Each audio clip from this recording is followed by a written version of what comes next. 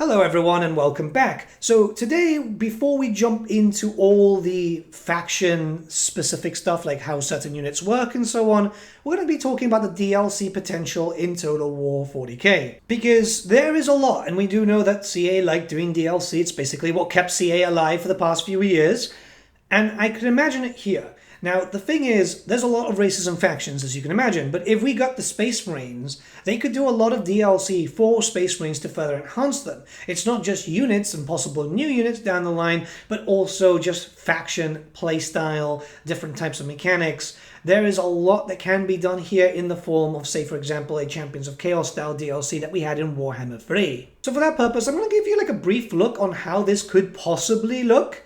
And we're going to talk about just a few specific races, not jumping into literally everything, or else we're going to be here for like hours and hours, and I don't really have that much time at the moment, as you can imagine. There are loads of video ideas that I've written down, so let's just jump right in. But before anything, a big thank you to our video sponsor, Instant Gaming. Instant Gaming is a platform where you'll be able to buy games at a discounted rate. There's loads of releases coming up, and well, you know, now with Total War Warhammer 40k, that's another big one. So you might as well get yourself some discounts where you can, especially for you Warhammer tabletop fans, because you want a video game, you also want to buy minis. Trust me, I'm the same as you. And really, this platform has been one of the best that I've used so far, which is why I'm happy to partner up with them time and time again. Not only that, but we do have a giveaway going on. Win the game of your choice. All you have to do is click on the link in the description below and sign up. You don't even have to make a purchase. This is a company I've enjoyed working with. They've always got deals year round, which is fantastic, because sometimes I want to go back and maybe buy an older game, and yeah, I can find it on discount. It's awesome. I use Instant Gaming myself as, yeah, you know, I'm moving right now. I should be en route right now as this video is live, and I want to try and get myself a good discount so I can actually still play some fun games. Thank you once again to Instant Gaming for sponsoring this video. Now let's return to the regularly scheduled programming. So as you can imagine, with all these different races and factions that exist in the game, there are different subgroups to them, which would then radically change up their playstyle depending on faction rules. This is how it works on the tabletop, and just generalized specifics, sometimes even culture, depending on the subgroups. The perfect example would be Space Marines. Whilst there are a lot of Space Marines, and you can see loads and loads of chapters actively working the same way, there are loads that are very, very different there too. But I think one of the perfect examples here first would be the Imperial Guard, the Astra Militarum. So the Astra Militarum themselves are very, very different because there's different types of regiments. In more recent days, they've been everyone kind of looks like Cadians, which is a bit of a shame because you could find stuff like memes which kind of show the difference, right? For example, you know, the Deathcore of Krieg, very happy shovel noises, very good at basically running their lines to die, but very good at siege warfare, knocking out with loads of artillery. Then you've got stuff like, say, for example, the Talon Desert Raiders. They're very good at fighting on desert planets. Catachan Jungle Fighters are very good at fighting in jungle terrain, anything that's very inhospitable, because Catachan itself, that world is like pure living hell. But it's not just an aesthetic thing. In the past, some of them have had a lot of similar equipment when it comes to like the very basic stuff, but as time has progressed, and obviously as you've seen more specialist units coming in, you can see loads of differences between the Guard regiments. And I think that's really, really important to not only know about, but also hopefully be represented in Total War Warhammer, because you would not be using the Cadians in the same way as the Kriegers. They'd have different faction mechanics, sometimes different troops. Again, just like scroll down through the miniatures page for the Astra Militarum, and you can see the differences. You can already see the differences. Sure, some of them, if you're not well versed with the setting, you wouldn't really know too much of the differences, which is perfectly fine. This is why people like myself or others are explaining it. The weapon squads for the Catachan are very different to the weapon squads for Krieg. They're both heavy weapons teams, but the weapons are very, very different. You can kind of like mix and match them now in 40k, which, works. But this is what I mean. There are different types, which we can see different sub-factions being introduced, which would then be one for like a main empire force type of thing.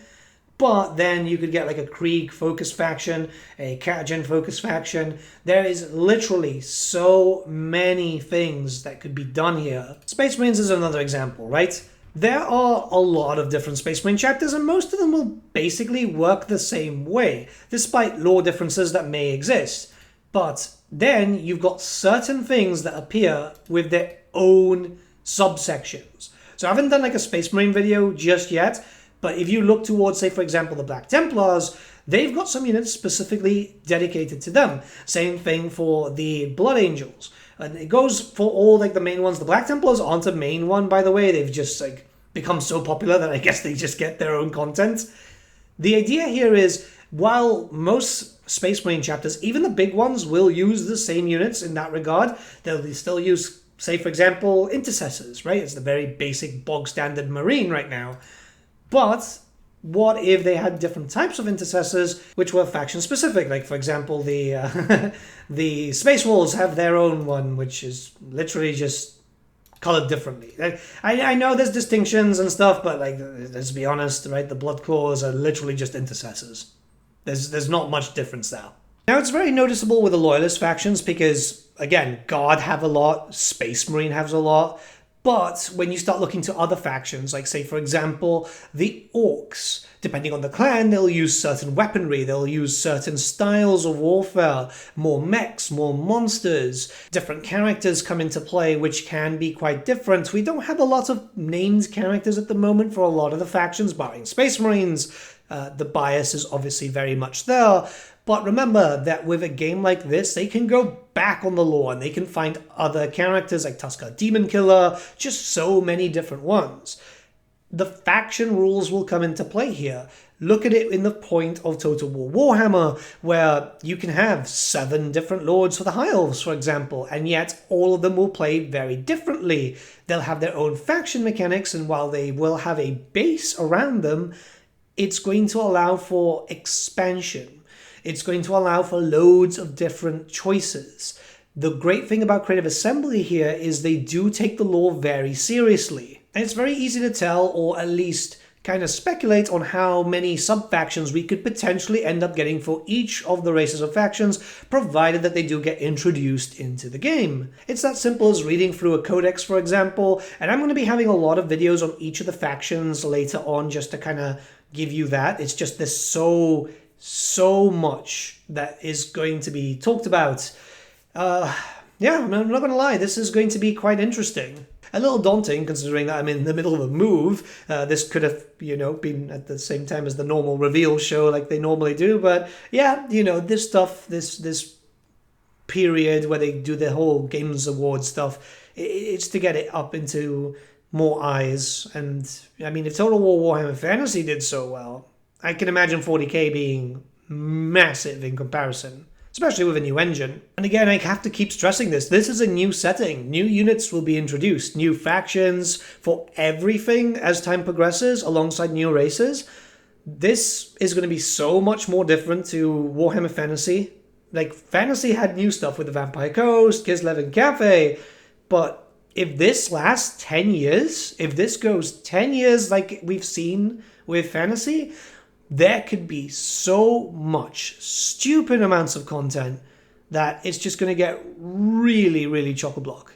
And I think that's what everyone wants, right? The 40k franchise is a lot more popular, as much as it hurts me to say, but even I can acknowledge that. We could be eating good for a really long time, maybe even longer than the 10 years. But let me know what you guys think in the comments below. Let's start a bit of discussion. I do apologize that this video is a lot shorter compared to the one yesterday, but as you can imagine, I am absolutely swamped, and I mean absolutely swamped with the move.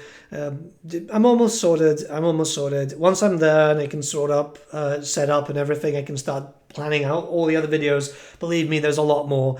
Thank you for being patient with me, guys. As you can imagine, this hasn't been the perfect time. I planned the move with the idea that this was going to be in the reveal show rather than the Game Awards, and then, yeah, it came to bite me in the ass.